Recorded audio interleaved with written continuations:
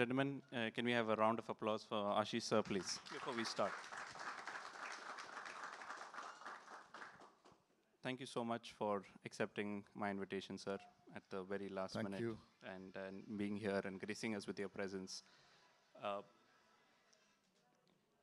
Maharashtra has sort of always been the economic engine for India's growth and is also very well known as the financial capital of the country.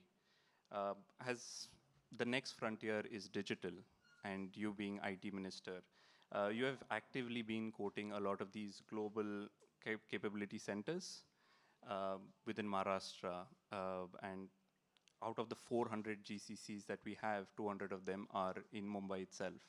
Major banks like my city, Barclays, JP Morgan have built centers here employing thousands of people, even in Pune for that matter. I want to understand from you, what are we expecting in the next 10 years, which is the next decade that we are discussing here, and how tech and AI-driven growth is going to help Mumbai propel India to the next level ahead. I must tell you that I'm really privileged to be the part of this gathering and very happy to share my views and especially on behalf of Maharashtra government. As we know that the world is looking at way forward to achieve best of the innovations. There is a technological innovations and obviously digital is the mode by which one has to express themselves and which has become the way to lead the life for common person also. The Maharashtra under the leadership of our Honorable Chief Minister Devendra Fadnavis, who is actually a champion of technology and technological driven all platforms, we come up with very specific industry driven, academically driven and also innovations and incubations needed policies which is our leading torch in this sector. The AI first university we announced, we already formulated the task force, the report has come, the land is allocated and we are going to have the first AI university in Kalina, Mumbai University campus itself. Now we have designed the courses in such a way that it should be supplementary and needed for the industry to grow. Those who wants to have the best of the human resource, you can get the same from these AI universities. As you are referring to the GCC, yes, JP Morgan and many other places, even you have mentioned, the Mumbai has a natural advantage and Maharashtra also has in that sense. When I was interacting with the India head of JP Morgan, just to quote unquote, he was saying that, look, what we feel that why we want to be in Maharashtra, though I'm not degrading or passing any comment on any other state, but the fact remains the same, that we get the best of the human resources, but the safety, the recreation, and also most importantly, the work culture. And while saying that, he said that there is no other place where we'll get all these places so accurate. And while saying that, he said, even my Kamwali comes on the time. When she comes 9 o'clock, she comes on the 9 o'clock. So that basic advantage which Mumbai have, we have designed a policy and given us such a subsidies that we will attract in coming 10 years most of the GCC business to the Maharashtra. Tier 2, Tier 3, we came up with the drone policy. So this drone needed business and manufacturing hub will be the part of Chhatrapati Sambhajinagar, that is old Aurangabad, and many other things which we have planned with the policies. And most important, when you just cross the Atal Setu and we are leading to the new airport, 3 major cities are going to come. The Edu City, where all important world best universities will have their campus. The second is AI City, where the quantum to everything will be the part of this AI City, and third is Sports City. So I think in that perspective, today's Times of India has also had the news that the acquisition has already started. So within 10 years, we will be the hub for all these things which will be needed, and in that perspective, the land, the concessions, the subsidies, the talents, and the interaction with the world-class group is already on. Sir, I just hope that LBS is one of those leading universities that you'll be setting up.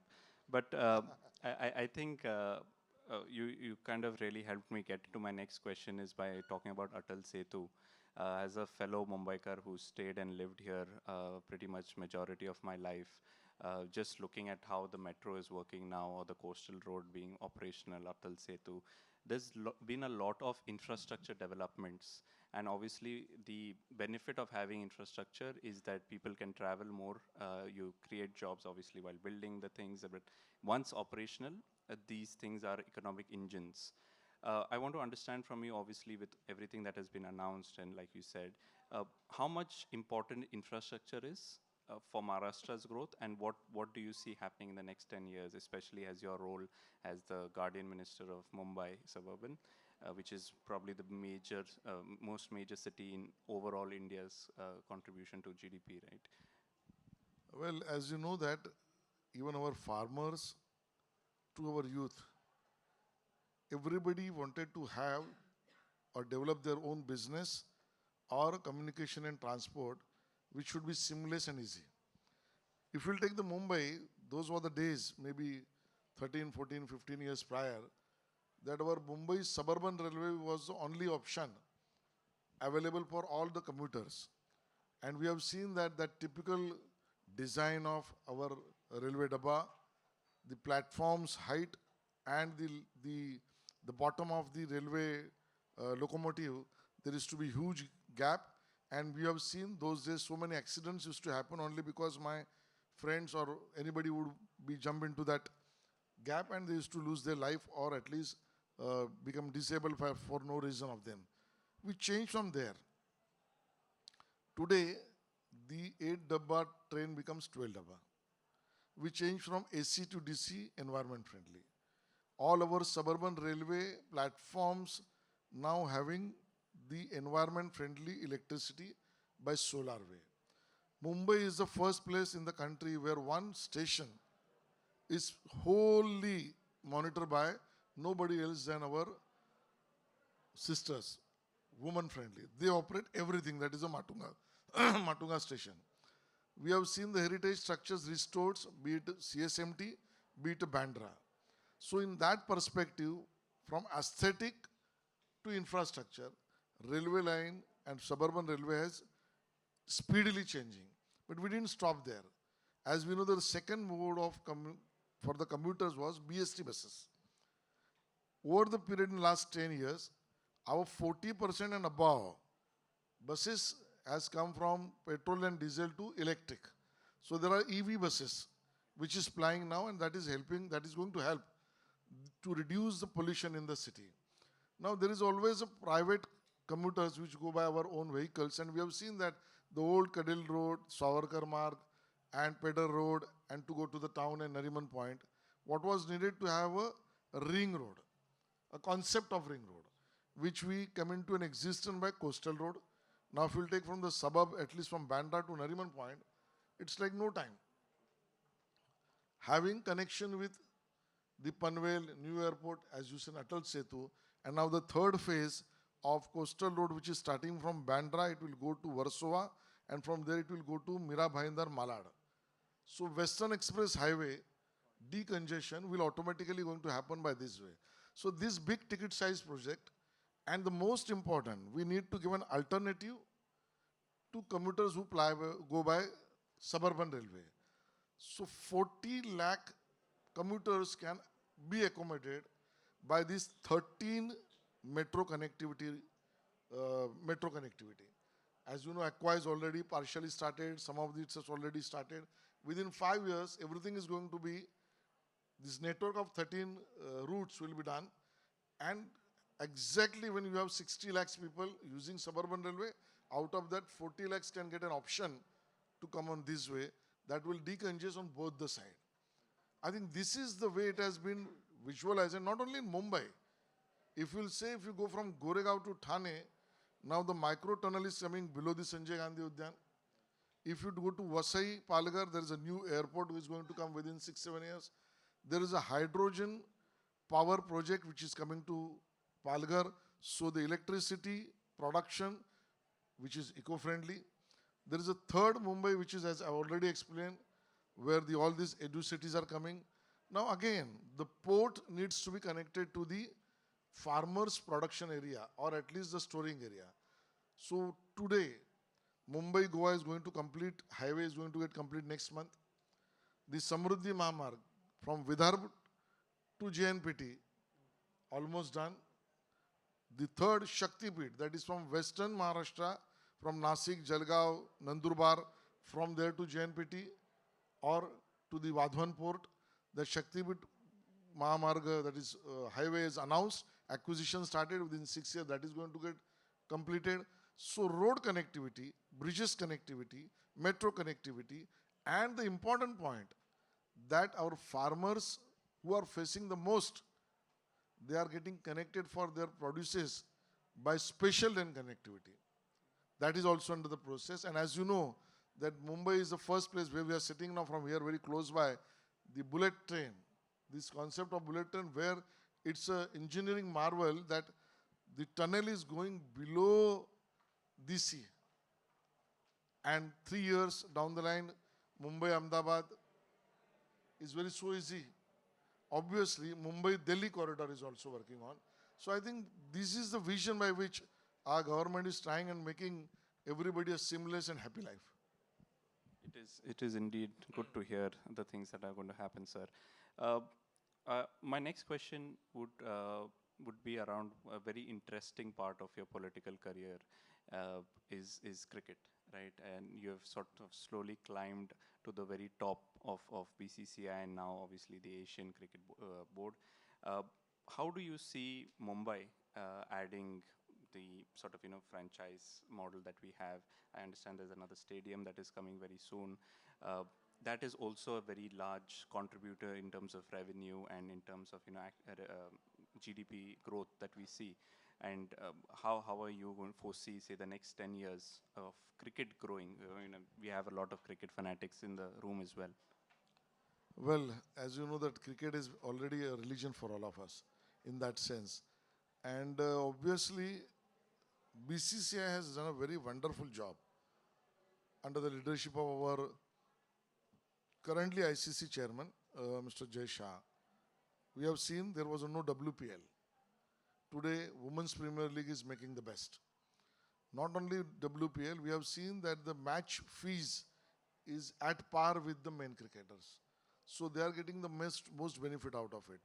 There used to be a routine tournament which used to happen in some part of the country.